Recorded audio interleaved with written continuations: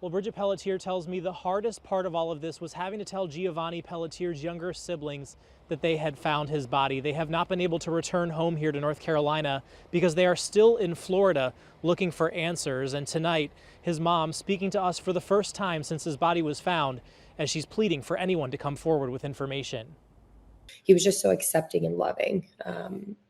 There's nobody that met Gio that he didn't have an impact on. Everybody that knew him.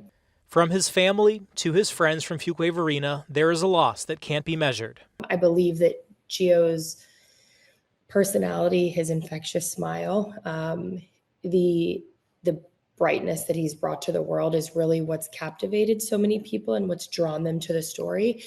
Gio's life cut short after their trip to Florida. Bridget says he wanted to reconnect with his biological dad's side of the family. The last they saw of him was him getting into the car. They were planning to pick him up on their way back to North Carolina. Instead, 20 minutes later, Bridget getting a text asking for help that she didn't see until that morning. It felt like somebody was standing on my chest. It felt like I couldn't really breathe. She immediately began searching and says after searches fizzled out from local law enforcement, it was her own friend who finally found Gio's body in a retention pond not far from where his phone and backpack were found off I-75. And that day I searched by myself for hours, and no mother in the world should ever be in a situation where they're looking for their kid on the side of the road.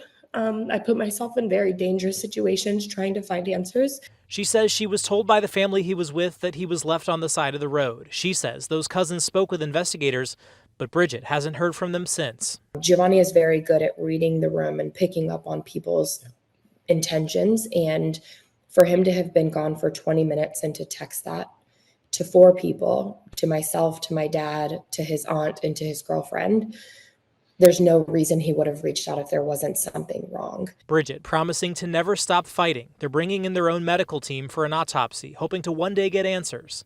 In the meantime, Bridget will always be left wondering. I don't know that I'll ever forgive myself for not getting that call. And the only thing that anybody else could do to help was just give me answers so that I don't have to go the rest of my life feeling like I failed and I wasn't able to show up for him when he needed me. Now, we did reach out to the cousins who were in the car with Gio when this happened. So far, we have not yet heard back. Now, it is worth noting that they have not been charged with any crime in connection to this, and the case is still under investigation.